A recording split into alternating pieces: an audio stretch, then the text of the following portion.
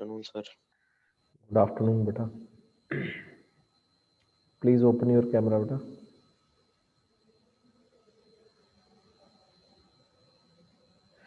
Open your camera, and then today we will start your next portion. So मैंने बेटा screen share करी है, तो वो थोड़ा सा पुनीत सिंह बेटा please open your camera, hurry up, don't waste your time.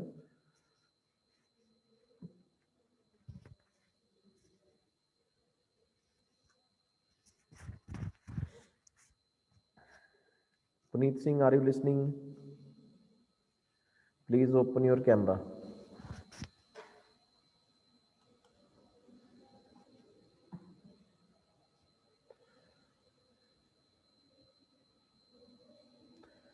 Yes, Deepak, open your camera, beta.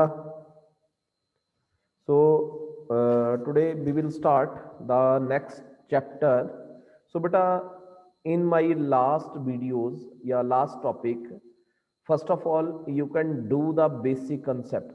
आपने पहले बेटा बेसिक कंसेप्ट, जैसे मैंने मैथमेटिकल टूल्स आपको भेजे हुए हैं, उसमें इंटीग्रेशन और डेरिवेटिव जो है उनके फॉर्मूले जो आपको ग्रुप में सेंड करा हुआ है, उनको सबसे पहले ट्राई करो बेटा. Your basic concept is very very weak. तो अगर आप बेसिक के ऊपर काम नहीं करेंगे बेटा, तो आपका जो जितना भी मैं आगे करवाऊंगा वो आपको क्लियर नहीं होगा.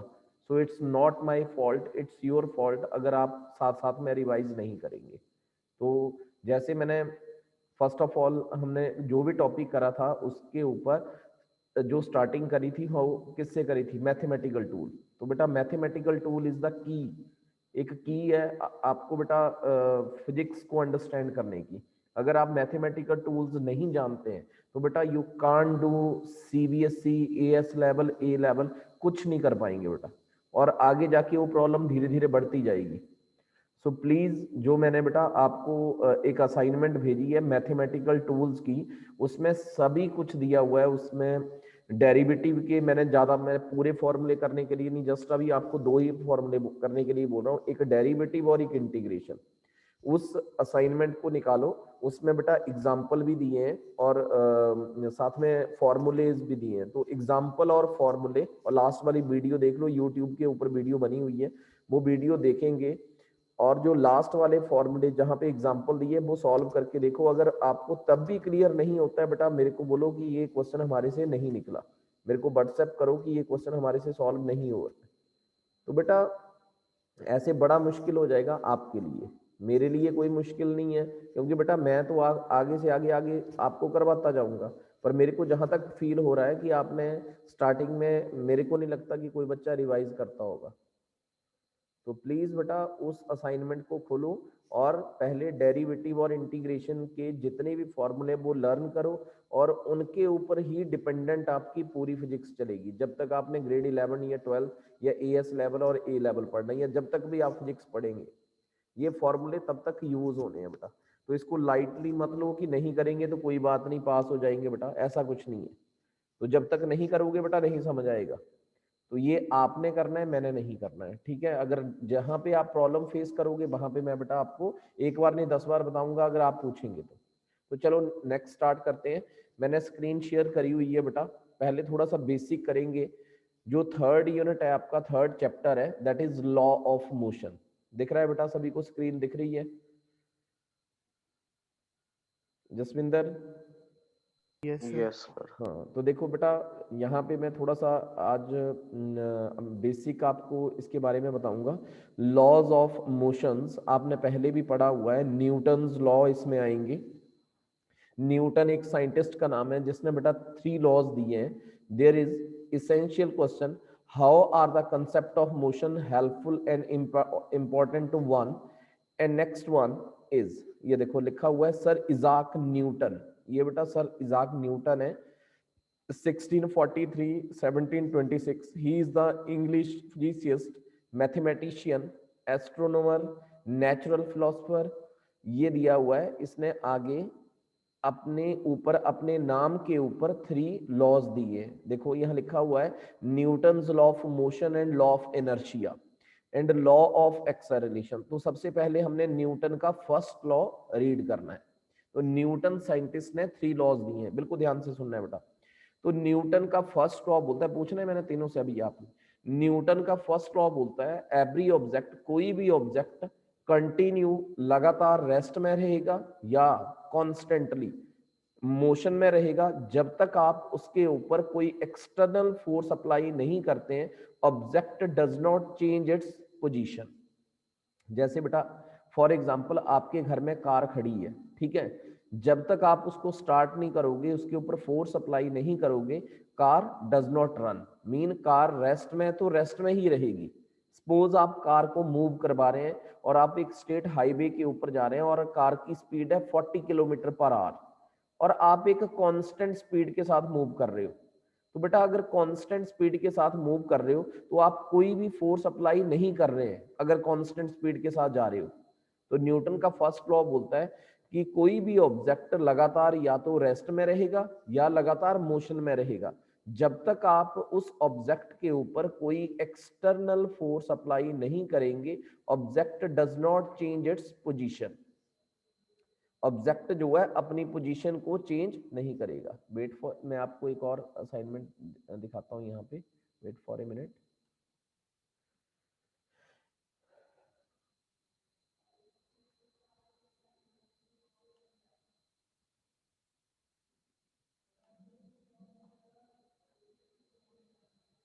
ये देखो बेटा, पहले फर्स्ट बोलता है डायनेमिक्स, और जो आपको थ्योरी दी हुई है वहां पे भी शेयर करा हुआ है कि dynamics is the branch of physics which is the study of motion of the object and taking into consideration the cause.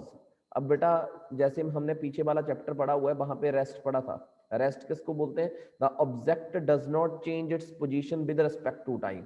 अगर ऑब्जेक्ट टाइम के साथ अपनी पोजीशन को चेंज नहीं करता है that mean it is called rest.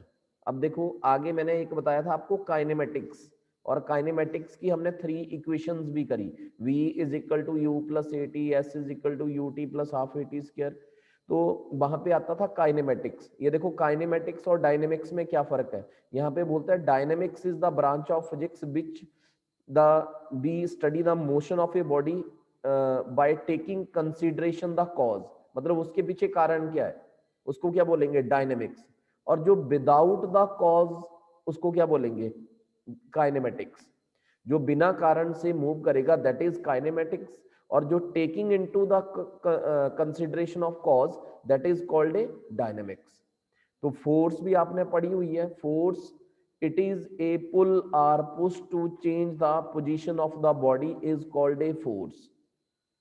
Force लिखा है देखो, it is the external cause in the form of push or pull to produce और try to produce the motion of the body at rest और stop और trying to stop a moving body. जैसे आपने किसी object के ऊपर force apply करी, जैसे बॉल है बेटा, बॉल के ऊपर फोर्स अप्लाई करी, बॉल ने चलना स्टार्ट कर दिया, बॉल मोशन में आ गई।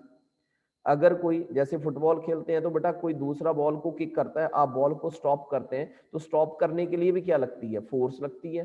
तो mean what is a force? Force it is a pull or push to change the position of the body, that is called a force। ठीक है, ये देखो लिखा हुआ है आगे, which produce to tries and to produce the motion of a body at rest। Force के कारण आप किसी भी ऑब्जेक्ट को रेस्ट में लेके आ सकते हैं, रेस्ट वाली चीज को मोशन में लेके आ सकते हैं। जैसे मैंने आपको फुटबॉल का एग्जांपल दिया कि फुटबॉल खेलने उसमें क्या होगा कि एक बंदा जो है बॉल रेस्ट में किक करेगा तो बॉल जो है मोशन में आ जाएगी फोर्स के कारण। दूसरा बंदा उस बॉल को स्टॉप करेगा अपने पैरों के साथ, तो स्टॉप करने के लिए भी क्या लगेगी? फोर्स लगेगी।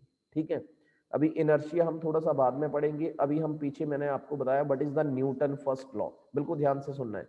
तो न्यूटन का फर्स्ट लॉ बोलता है, ये देखो लिखा हुआ है, a body will remain at rest और continue to move with uniform velocity unless an external force is applied on it। बिल्कुल ध्यान से सुनेंगे बेटा, मैंने यहां से ये बोला कि अगर कोई ऑब्जेक्ट रिमेन एट रेस्ट, लगातार रेस्ट में, या continue to move in a uniform velocity, या लगातार कांस्टेंट वेलोसिटी के साथ मूव कर रहा है, अगर हमने उसकी पोजीशन को या कॉन्फ़िगरेशन को चेंज करना है तो हम क्या अप्लाई करेंगे? External force. फॉर एग्जांपल जैसे कोई बॉल जो है रेस्ट में, आपने उसको मोशन में लेके आना है, तो बेटा उसके ऊपर क्या करेंगे? फोर्स अप्लाई करेंगे। दूसरा मैंने एग्जांपल दिया, जैसे आपकी कार जो है स्टेट हाईवे के ऊपर 40 किलोमीटर या 60 किलोमीटर पर आवर की स्पीड के साथ जा रही है। अगर आपने उस कार को स्टॉप करना है, रोकना है उसको, तो उसके ऊपर भी क्या लगेगी? External force. अगर आप एक्सटर्नल फोर्स अप्लाई करेंगे then object change its position या चेंज इट्स स्टेट, अपनी स्टेट को चेंज करेगी। जैसे कार पहले 40 किलोमीटर पर आवर की स्पीड के साथ जा रही है तो वो मोशन में है, आपने ब्रेक अप्लाई करा तो कार जो है रेस्ट में आ गई। तो एक्सटर्नल फोर्स के कारण ऑब्जेक्ट जो है अपनी स्टेट को चेंज कर रहा है, रेस्ट वाला मोशन में आ रहा है और मोशन वाला रेस्ट में आ रहा है।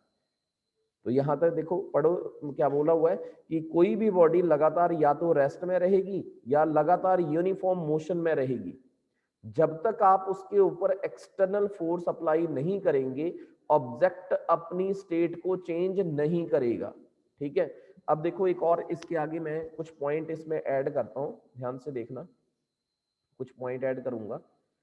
तो जैसे यहां पे मैंने बताया कि एक कार जो है यहां से 40 किलोमीटर पर आवर की स्पीड के साथ जा रही है। वेट फॉर ए मिनट बेटा, 40 किलोमीटर पर आवर की स्पीड के साथ जा रही है। ठीक है, ये कांस्टेंट स्पीड है बेटा। अगर कांस्टेंट स्पीड के साथ जा रही है तो you don't apply an external force. अगर आपने इस 40 किलोमीटर वाली कार को रोकना है, स्टॉप करना है, रेस्ट में लेके आना है, तो बेटा आपको ब्रेक प्रेस करनी पड़ेगी। क्या करना पड़ेगा? एक्सटर्नल फोर्स अप्लाई करनी पड़ेगी।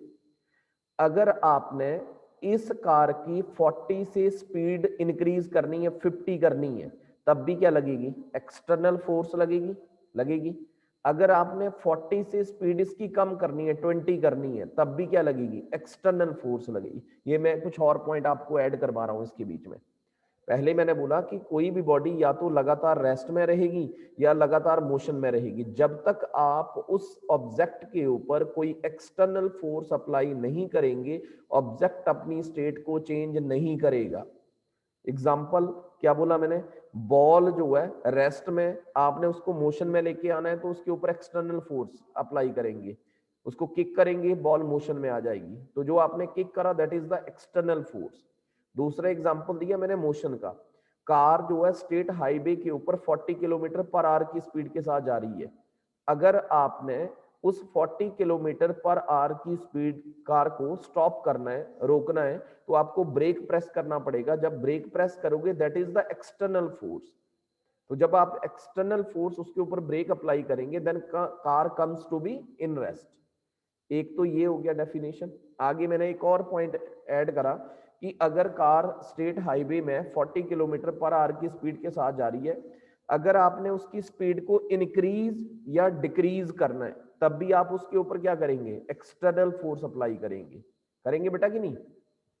जो आपका एक्सेलरेटर है कार का, उसके ऊपर आप क्या करेंगे? उसको इंक्रीज या डिक्रीज, अगर स्पीड बढ़ानी है तो उसको इंक्रीज करेंगे। अगर कार ड्राइव कर रहे हो तो जो आपका एक्सेलरेटर वाला पैर है उसको आपने प्रेस करना है। अगर प्रेस करना है तो प्रेस करने के लिए फोर्स लगेगी। अगर आपने उसको उठाना है ऊपर की तरफ तो उसकी स्पीड कम हो जाएगी, तब भी एक्सटर्नल फोर्स लगेगी। तो अगर कार की स्पीड इंक्रीज करनी है या डिक्रीज करनी है then you can apply an external force. एक ये हो गया एग्जांपल। अब हमने एक और एग्जांपल लेना है कि अगर कार जो है, वेट फॉर ए मिनट, अगर कार जो है स्टेट हाईवे में जा रही है ऐसे, और उसने अपनी डायरेक्शन चेंज करनी है, तो डायरेक्शन चेंज करने के लिए भी उसके ऊपर क्या लगेगी? External force. जैसे बेटा आप बाइक या कार को ड्राइव करते हैं तो नेचुरली जब आप टर्न लेते हैं, मोड़ काटते हैं, कोई टर्न लेते हैं, तो स्पीड क्या करते हैं? डिक्रीज करते हैं ना। सेम स्पीड के साथ थोड़ी मूव कर जाते हैं, करते हैं कि नहीं? अगर सेम स्पीड के साथ टर्न करेंगे तो बेटा आप गिर जाएंगे। ठीक है, तो अगर कोई ऑब्जेक्ट स्टेट हाईवे में कांस्टेंट स्पीड के साथ जा रहा है, अगर उसने कोई टर्न लेना है, शार्प टर्न लेना है, तो उसको अपनी स्पीड क्या करनी पड़ेगी? डिक्रीज करनी पड़ेगी। अगर वो अपनी स्पीड डिक्रीज करेगा then it apply an external force. अब जसविंदर बताएगा मेरे को कि क्या क्या रीड करा, क्या मतलब हुआ, what is the Newton first law of motion. Sir yes, Newton का फर्स्ट लॉ ये है कि कोई भी अगर चीज़ रेस्ट में है तो वो रेस्ट में ही रहेगी जब तक उसके ऊपर कोई एक्सटर्नल वेरी गुड, फोर्स नहीं अप्लाई करते। Very good. हाँ, आगे। और अगर अगर कोई चीज़ मोशन में है वो रेस्ट में नहीं आएगी जब तक हम उसे उस पे एक्सटर्नल कोई एक्सटर्नल फोर्स फोर्स नहीं अप्लाई अप्लाई करते। नहीं। Very good. अब दूसरा पॉइंट दीपक बताएगा मेरे को, मैंने 2 पॉइंट और बताए। हाँ जी दीपक। सर फर्स्ट लॉ के हाँ जी सर सर यही दो थे, object will be in same position. बेटा तूने सुना नहीं ध्यान से, तेरा ध्यान कहीं और है। हाँ जस्ट पुनीत सिंह बेटा आप बताएंगे what is the another 2 points. अगर हमें कार की स्पीड इंक्रीज भी करनी है या डिक्रीज भी करनी है तब भी तो भी हमारे एक्सटर्नल फोर्स लगेगी, वेरी गुड। हाँ और और अगर डायरेक्शन चेंज करनी है तो भी एक्सटर्नल लगेगी। एक्सटर्नल फोर्स लगेगी। तो बेटा it is the Newton first law of motion. Is it clear? तो बेटा जी दीपक जी बिल्कुल ध्यान यस से सर। सुना करो, ध्यान से जो बातें बोल रहे हैं जो ध्यान से सुनो तभी पता लगेगा, ऐसे पता नहीं लगेगा, बोलने से नहीं समझ सर आएगी। नहीं सर, ये पता था सर, मुझे लगा आप दोबारा से फर्स्ट लॉ पूछ रहे हो। नहीं, अच्छा। चल फिर स्टार्टिंग से सारा बता देता हूँ, कोई बात नहीं। सर हाँ, first law of motion, sir first law of motion है कि अगर ऑब्जेक्ट सेम पोजीशन पे है वो सेम पोजीशन पे रहेगा, अगर उस पे अगर कोई किसी तरीके का अगर कोई फोर्स नहीं डालेगी तो। अगर हम इफ एनी फोर्सेस, अगर हम कोई एक्सटर्नल एक्सटर्नल फोर्स फोर्स नहीं लगाएंगे तो नहीं ऑब्जेक्ट अपनी लगाएंगे स्टेट चेंज नहीं करेगी। हाँ जी नहीं और करेगा। हाँ और सर अगर हमें कोई स्टीप डायरेक्शन लेना होता है, अगर हम किसी पर्टिकुलर मोशन में स्ट्रेट रोड में है, अगर हाँ हमें कोई डायरेक्शन में मुड़ना है तो हमें स्पीड स्लो करनी पड़ेगी। हाँ तो स्लो करने के लिए भी हमारे को क्या करना पड़ेगा? External force apply. External motion force apply करनी पड़ेगी। हाँ वेरी गुड। तो बेटा it is the Newton first law of motion.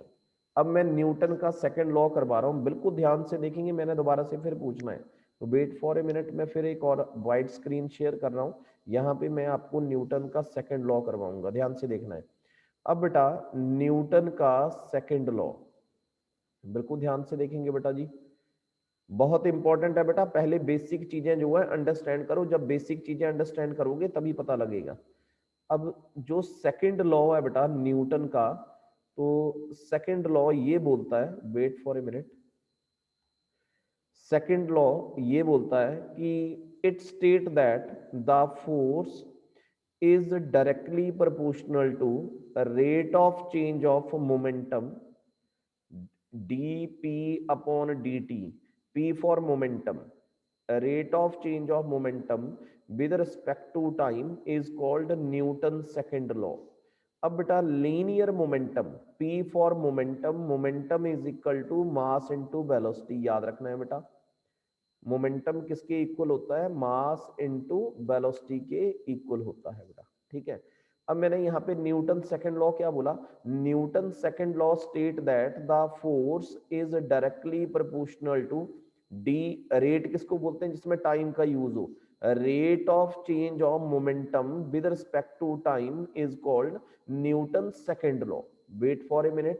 अब बेटा आपने पढ़ा हुआ पहले भी कि डायरेक्टली प्रोपोर्शन को रिमूव करने के लिए हम कांस्टेंट का यूज करते हैं। यहाँ पे मैंने कांस्टेंट का यूज कर दिया के, और यहाँ पे आ गया बेटा dp upon dt। dp upon dt mean rate of change of momentum with respect to time. इसको आप अपोजिट भी लिख सकते हैं। अपोजिट मीन कैसे लिखेंगे? ये देखो ऊपर, the rate of change of momentum with respect to time is directly proportional to force F is called Newton second law. ठीक है, इज इट क्लियर बेटा? क्या बोला मैंने? The it state that the force is directly proportional to rate of change of momentum with respect to time is called Newton second law. Directly proportion को remove करने के लिए मैंने यहाँ पे कांस्टेंट लगा दिया, F is also equal to, F is equal to, यहाँ पे आ गया बेटा जी के, और मोमेंटम देखो मैंने राइट साइड लिखा है डी अपॉन डी टी, जिसने डेरिवेटिव करा है उसको पता होगा, डी अपॉन डी टी, और मैंने p का वैल्यू पुट कर दिया। p किसके इक्वल है बेटा? m इंटू बी के इक्वल है, मास इंटू वेलोसिटी, ये मैंने वैल्यू पुट कर दी यहाँ पे। अब बेटा आपको पता है कि किसी भी ऑब्जेक्ट का मास जो है वो कांस्टेंट रहता है, जानते हैं ना, जैसे बस है, बस का बेटा जितना भार होगा वो कांस्टेंट रहेगा, इट डज नॉट इंक्रीज और डिक्रीज। जानते हैं ना ये बस या कार या आपका जो मोटरसाइकिल है बेटा, उसका मास जो है कांस्टेंट है। ऐसा नहीं है कि आज आपने नोट करा तो 1 क्विंटल था, कल को नोट करा तो 2 क्विंटल हो जाएगा, ऐसा नहीं है। Mass is a constant quantity. Mass क्या है? Constant quantity. तो यहां पे मैंने क्या करा, F इज इक्वल टू के। अब बेटा मास कांस्टेंट क्वांटिटी है तो उसको मैंने कॉमन निकाल लिया, यहाँ पे मास कॉमन निकाल लिया। अब यहाँ पे मेरे पास बचा dv upon dt, dv upon dt। अब दीपक बताएगा मेरे को वेलोसिटी अपॉन टाइम को क्या बोलते हैं। हाँ जी बेटा दीपक। हाँ जी भाई साहब, करो अनम्यूट करो अपने आप को। But is velocity upon time. Jaswinder very good. हाँ क्या बोलते हैं बेटा, वेलोसिटी अपॉन टाइम किसके इक्वल होता है? एक्सेलरेशन। हाँ तो दीपक को तो पता नहीं है ना, पढ़ा ही नहीं है। हाँ जी देखो बेटा, F इज इक्वल टू, अब मैंने क्या करा, F इज इक्वल टू के और वेलोसिटी अपॉन टाइम को बेटा मैंने नाम दे दिया एक्सेलरेशन A। ध्यान से देखेंगे, अब जो K है बेटा कांस्टेंट, कांस्टेंट की वैल्यू हमेशा हम यूनिटी पुट करते हैं, यूनिटी मीन 1 पुट करते हैं। तो बेटा F is also equal to किसके इक्वल आ गया आपके पास, M इंटू ए के इक्वल आया। तो पढ़ा हुआ है आपने, force is equal to mass into acceleration. ये बेटा न्यूटन का second law. Is it clear? किसी बच्चे को सर की वैल्यू 1 ही क्यों पुट करते हैं? बेटा कांस्टेंट यूनिटी होता है, 1 होता है, यूनिटी बोलते हैं उसको हम, ठीक है, याद रखना है, constant is always equal to unity, ठीक है। तो यहाँ पे फोर्स किसके इक्वल आई, मास इनटू एक्सेलरेशन। अब आगे देखना है, अब हम इसकी एसआई यूनिट और सीजीएस यूनिट ड्राइव करेंगे। मतलब मास जो फोर्स है, फोर्स का एसआई यूनिट होता है बेटा न्यूटन। पढ़ा हुआ है आपने छोटी क्लासों में भी, एन कैपिटल एन के साथ रिप्रेजेंट करते हैं, दैट इज इक्वल टू, ध्यान से देखेंगे, मास का यूनिट होता है बेटा किलोग्राम। मास का यूनिट क्या होता है, किलोग्राम, मल्टीप्लाई बाय, अब एक्सेलरेशन का यूनिट जसविंदर बताएगा बेटा क्या होता है, what is the unit of. Sir metre per second square. हाँ metre per second square, metre per second square. अब दीपक पता है कैसे आया metre per second square? Deepak yes sir no? Sir acceleration metre per second sir, वो उसकी SI unit है हाँ मीटर। और सर डिस्टेंस, ये देखना इधर, ये एक्सेलरेशन इज इक्वल टू किसके इक्वल आया, वेलोसिटी, डायमेंशनल फॉर्मूले करे हुए हमने, वेलोसिटी अपॉन टाइम। टाइम को मैंने एज सच रखा, और ये वेलोसिटी किसके इक्वल हुई, डिस्प्लेसमेंट अपॉन टाइम। तो डिस्प्लेसमेंट का यूनिट बना आपके पास मीटर, और टाइम का यूनिट बना सेकंड इंटू सेकंड। सेकंड। तो सेकंड इंटू सेकंड ऊपर जाके क्या हो गया, माइनस का। तो आपने याद रखना है बेटा 1 न्यूटन किसके इक्वल होता है, 1 kilogram metre per second square. It's your SI unit. इसको क्या बोलना है, SI. SI mean systematic international unit या स्टैंडर्ड इंटरनेशनल यूनिट, ये एसआई यूनिट आई। अब बेटा देखेंगे ध्यान से, 1 न्यूटन, अब देखो यहाँ पे ये 1 किलोग्राम है, बिल्कुल ध्यान से देखना है, आपको एमसीक्यू में आ सकते हैं अगर जो एएस लेवल ए लेवल में। यहाँ पे 1 किलोग्राम जो है वो होता है बेटा 1000 ग्राम की, 1000 ग्राम। और 1000 ग्राम को जितनी जीरो है बेटा वो रेस टू पावर में ले जाते हैं, हम उसको लिख देते हैं 10 रेस टू पावर 3। आगे लिखा है 1 मीटर, तो बेटा 1 metre is equal to 100 centimetre, 100 centimetre. और 100 सेंटीमीटर को हम क्या लिख देंगे, 10 raise to power 2, 10 raise to power 2। ये दोनों की वैल्यू मैं इस फॉर्मूले में पुट करूंगा। Mean 1 Newton is equal to किसके इक्वल आया बेटा, 10 raise to power 3 gram, 10 raise to power 3 gram multiply by क्या हुआ बेटा, 10 raise to power 2 gram, 2 centimetre. और सेकंड एज सच रहेगा, पढ़ा हुआ है आपने एसआई और सीजीएस में सेकंड सेम रहता है, ये पर second square as it is. अब आपको पता है बेस सेम हो तो पावर को बेटा ऐड कर देते हैं, मीन 1 न्यूटन उधर डायमेंशनल फॉर्मूले में भी हमने रीड करा था बेटा, 1 न्यूटन इज इक्वल टू 10⁵ क्या आएगा, ग्राम डाइन सेंटीमीटर डाइन पर सेकंड स्क्वायर, और ग्राम पर सेंटीमीटर पर सेकंड स्क्वायर को हम डाइन बोल देंगे, mean 1 Newton is equal to 10⁵ dyne. पढ़ा हुआ है ना बेटा उधर भी, 10⁵ यस सर। डाइन। अगर आपको 1 डाइन पूछा है कि कितने न्यूटन के इक्वल है तो क्या लिखेंगे, that is equal to 10⁻⁻5 Newton. हाँ जी बेटा, यहाँ तक क्लियर हुआ क्या क्या करा हमने? ये हो गया बेटा, यस सर। वेरी गुड, अगर क्लियर है तो बेटा ये हो गया न्यूटन का सेकंड लॉ। ठीक है, अब वेट फॉर ए मिनट बेटा अगेन। अब देखो फिर मैं स्क्रीन शेयर कर रहा हूं,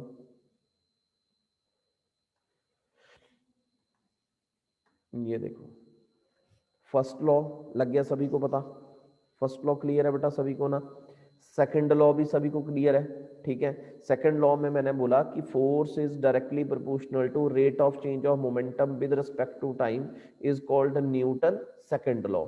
अब देखो यहाँ पे एक वर्ड रीड करना है हमने, इनर्शिया, बिल्कुल ध्यान से सुनेंगे बेटा, ये 9th में भी आपने पढ़ा हुआ है, the property by virtue of which possesses change its state or rest in a uniform motion is inertia. Greater the mass of a body, greater is the inertia, and that is the mass is measured is the inertia of the body। मतलब बेटा inertia उसको बोलते हैं inability of a body to change itself, मतलब बिना force के object अपनी state को अपने आप चेंज करेगा, that is called inertia. For example जैसे बेटा आप बस में जा रहे हो, बस में बस वाले ने एकदम से ब्रेक अप्लाई करा तो आप कहाँ की तरफ गिरेंगे, आगे की तरफ गिरेंगे, गिरते हैं ना? तो आपने थोड़ी फोर्स अप्लाई करा, तो बस वाले ने जैसे ब्रेक अप्लाई करा तो आपका जो यहां से टांगों से ऊपर वाला जो पोर्शन है वो आगे की तरफ गिरेगा। और अगर बस वाला खड़ा है और एकदम से उसने चलना स्टार्ट कर दिया तो आप किधर की तरफ गिरेंगे, पीछे की तरफ गिरेंगे, गिरेंगे कि नहीं? और थर्ड पॉसिबिलिटी ये है कि बस वाला जा रहा है स्ट्रेट पाथ में, उसने एकदम से शार्प टर्न लिया तो आप कहाँ गिरेंगे, साइड को गिरेंगे, गिरेंगे, होता है ना ऐसे? हाँ जी बेटा Puneet Singh, are you listening clear? Yes sir. मैंने क्या क्या, unmute yourself all the threes, अगर किसी के पीछे डिस्टर्बेंस है और रहने दो कोई बात नहीं, ठीक है? तो मैंने पहले ये बोला कि अगर बस जो है एक स्टेट हाईवे में जा रही है कांस्टेंट स्पीड के साथ, बस वाले ने एकदम से ब्रेक अप्लाई करा, देन यू फॉल फॉरवर्ड, तो आप कहाँ गिरेंगे, आगे की तरफ। अगर बस खड़ी है और एकदम से चलना स्टार्ट कर दिया तो आप कहाँ गिरेंगे, पीछे की तरफ गिरेंगे। अगर बस वाला एक स्ट्रेट पाथ में जा रहा है, it takes a sharp turn, अगर वो शार्प टर्न लेता है तो आप कहाँ गिरते हैं, साइड वाइज गिरते हैं। अब इसके पीछे बेटा कारण क्या है, what is the reason behind it? तो मैंने क्या बोला, what is an, body listen carefully, body tries to say in the same motion. हाँ अब सुनना है मेरे से, मैं जो रीजन बोलूंगा उसको ध्यान से सुनना है। तो मैं ये बोल रहा हूँ कि बेटा जी कि कोई भी ऑब्जेक्ट है, जैसे सपोज बस वाला कांस्टेंट स्पीड के साथ जा रहा है, उसने एकदम से ब्रेक अप्लाई करी और आपका बॉडी का जो अपर पार्ट है वो आगे की तरफ गिरा, ऐसा क्यों हुआ? रीजन क्या लिखना है आपने?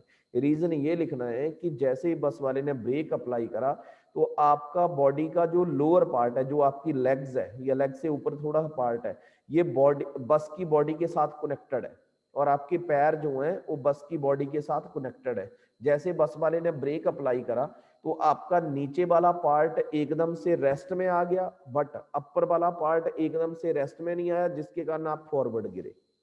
पूछना है मैंने अभी आपसे, समझ आ गया ना? मैंने क्या बोला कि जैसे बस वाले ने ब्रेक अप्लाई करा तो आप फॉरवर्ड क्यों गिरे, बिकॉज जैसे ही बस वाले ने ब्रेक अप्लाई करा तो जो आपका लोअर पार्ट है वो बस की बॉडी के साथ कनेक्टेड है, वो एकदम से रेस्ट में आ गया, बट अपर पार्ट एकदम से रेस्ट में नहीं आया, जिसके कारण आप कहाँ गिरे, फॉरवर्ड गिरे। क्लियर? तो बेटा क्या आपको फॉरवर्ड आगे गिरने की तरफ या पीछे गिरने की तरफ आपने कोई फोर्स लगाया? नहीं लगाया। तो what is an inertia? The inability of a body to move itself. अपने आप बॉडी मूव करेगी, दैट इज कॉल्ड इनर्शिया। अब बस वाला एकदम से चल पड़ रहा है तो आप पीछे की तरफ गिर रहे हैं, तो that is the same reason. Same reason क्या है कि your lower part is connected to the body of the bus, then lower part comes in motion immediately, but upper part does not comes in motion immediately, that's why you fall backward.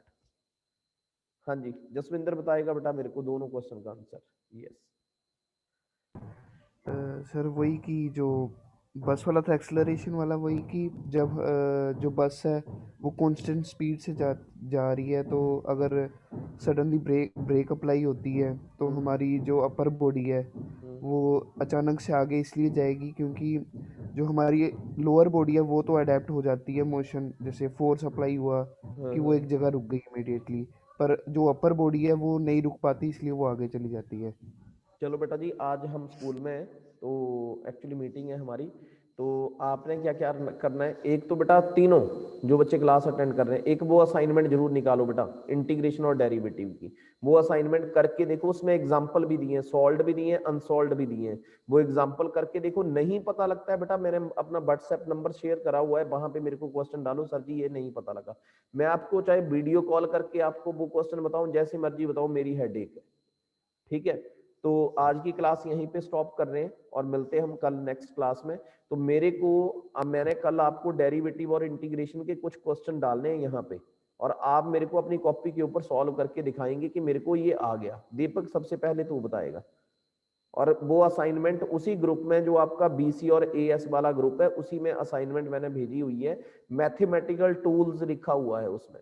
ठीक है, सिर्फ दो फॉर्मूले करने के लिए बोल रहा हूँ, एक डेरिवेटिव और इंटीग्रेशन। बेटा होल लाइफ उसका यूज है, मेरा बेनिफिट नहीं है बेटा उसमें, आपका ही बेनिफिट है। तो थैंक यू बेटा, गॉड ब्लेस यू। ठीक है, मिलते हैं नेक्स्ट क्लास में, थैंक